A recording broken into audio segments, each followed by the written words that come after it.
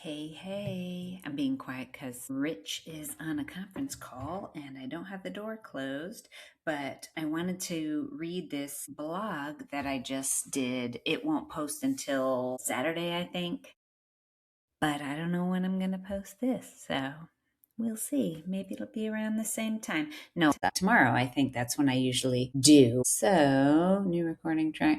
Sorry, I'm reading. There's all this stuff that pops up while I'm doing this. I know when I do this, sometimes thumbs up. Have you guys ever recorded anything? Anyway, so I don't know how to get rid of this. Hold on. Hold up. You can't see it, but it's driving me crazy. I hate when things are in my way, even though I can't see you. I don't even know if you're there. So, oops, I sent it to myself. So the blog post is called The Intimacy of Strangers. I was thinking it's come across my mind many times over the years because I'll just give you this first. I'm not a touchy-feely person. I'm sort of introvert and not as social as you would think. I'm a little bit shy, believe it or not. The only reason I can do this easily is because I'm seeing a mirror. I feel like I'm talking to myself, basically. And I know that I don't have millions of viewers, so that helps as well. But so anyway, it's about being a hairstylist and more recently, but it's been a good handful of years doing fitness training with people, doing workouts. And I realized to be such a kind of, I don't want to say antisocial, but in a way, shy. Let's just say shy. The two jobs or three, being a yoga teacher as well, like the vulnerability that I see and I am so close to. Think about it. You go to a new hairstylist and immediately they're looking into your eyes, they're touching your shoulders, they start running their fingers through your hair, yada yada. Like you are intimate with these people who you don't even know. So that's kind of the basic. So I think about this a lot. And also thank you for trusting me because I hope I've been able to create a safe space for my people. So I wrote, as a hairstylist, I've spent decades standing closer to people than most of their friends ever will. Even some family, distant family, obviously not parents or whatever. Maybe some parents, who knows? So think about that for a minute. Think about it. At your first appointment, I basically just said this. At your first appointment, I'm touching, staring at, and conversing with someone intimately, more intimately than the people in their lives. I'm running my fingers through your hair, examining scalps, looking at every angle of the face for hair shape reasons, listening carefully, asking the questions I need to ask, and somehow neither of us finds this strange, at least not anymore. Although when I stop and think about it, yes, I do. I'm like, oh, it's cool. Not in a bad way, not strange in a bad way, but that we have this intimacy in there. And well, I'll tell you that in a minute. But so it's fascinating to me, like I just said, that I don't remember when, because at first, when you're in hairdressing school or training your first client, it is awkward. So, but hopefully it doesn't seem, hopefully it's a mutual, I trust you, you trust, let's just do this because we're both vulnerable at the same time. So I was trying to think back on when I learned the discernment, to be able to not take that into my normal life, if that makes sense. When did I become, and how did I become so comfortable standing inches from a stranger's face? When did I learn how to separate professional intimacy from personal intimacy? And why do some professionals require it at all? That doesn't sound right. But some professionals don't have to do this kind of thing, but some of us do. And it's amazing. I think about this with people that clean houses too. they go in, they're seeing things that are hidden from that person's friends, even like they are behind the scenes. I think it's really cool that we trust people like this. So there are parts of people's appearance that I notice professionally that I would feel incredibly intrusive in almost any other context. Like, one eyebrow is different than the other, which everyone's two eyebrows are different. But you can't just like at a party be like, oh my God, your two eyebrows are totally different. But for me to say it to someone, I can say your two eyebrows are totally different, and let's get them shaped to look more similar. Stuff like that. The ears, that's a whole other thing. Like your hairline behind your ears, totally different. If I had said that to just some stranger at a party, they'd be like, screw you. Why are you looking at my ears anyway?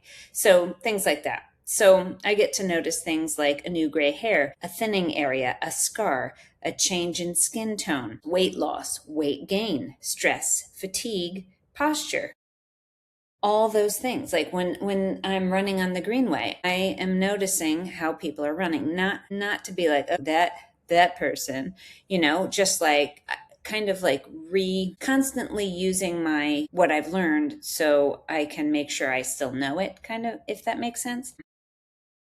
Anyways, so as a fitness coach, I've noticed that something similar happens too, watching people move, which I just explained. Like how did they compensate for muscle imbalances and injuries, like I just said, running on the greenway.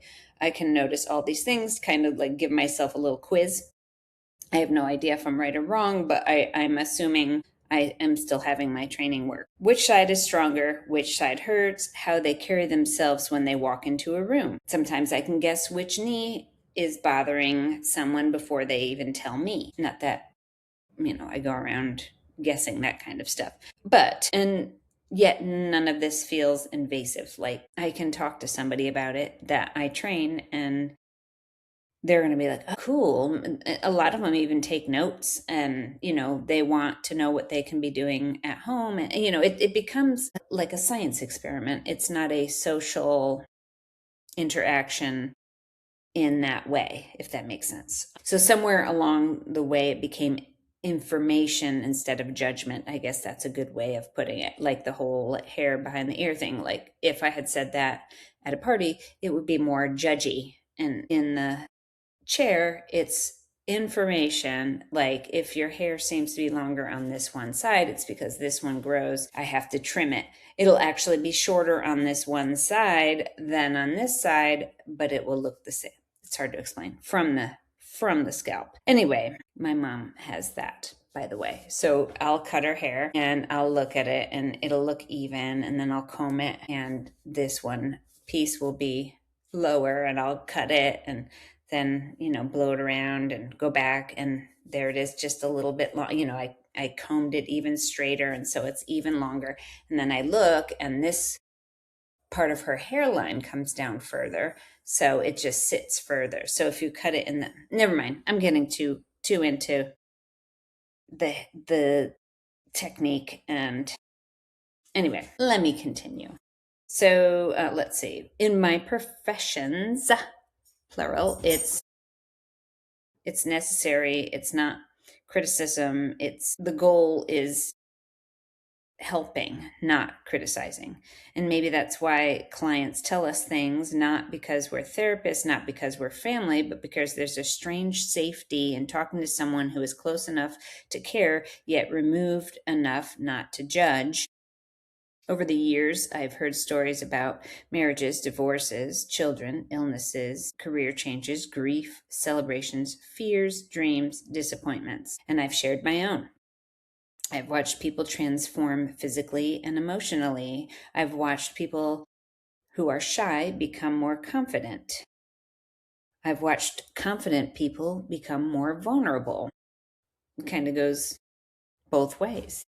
Somebody that's comfortable doing most anything becoming really uncomfortable and unsure just doing a simple exercise that seems simple to me, but new to them. I've watched people reinvent themselves after heartbreak. I've watched others quietly lose themselves for a while and then slowly find their way back. And they've watched me do that. The longer I do this work, the more I realize that hair and fitness never were just about hair and fitness. Both professions begin with appearance, but they almost always end up being about trust. Trust that I can see what needs to be seen without making someone feel exposed. Trust that I can help without judging. Trust that I can notice things without making those things define a person. And maybe that's a skill I was really learning the whole time. So not so much, the cutting hair is the skill, but what I'm doing while I'm cutting hair. Not coaching the movement, but what I'm doing while I'm coaching the movement. How I am there in the room. How I'm being accepted by accepting this person, these people. Learning how to look closely without judgment. When I think about it that way, it might be one of the most human parts of both professions. And it's hard, and I'm not perfect. Two strangers standing just inches apart, trusting each other enough to make the whole thing feel completely normal. That being said, I do want to backtrack a little bit. The one word that I use that may have some of you thinking bullshit, and that word is judgment. Like, how can I do this without judging? Let me elaborate and be completely honest. I said I learned how to look closely without judgment. That is beautiful, but not completely true. I sometimes did judge, but often what I was judging in someone else was really something I was struggling with myself. Not harshly, but quietly. Why does she keep going back to him? Why won't he take better care of himself? Why does she keep making the same choices? These are all things that I've struggled with on my own.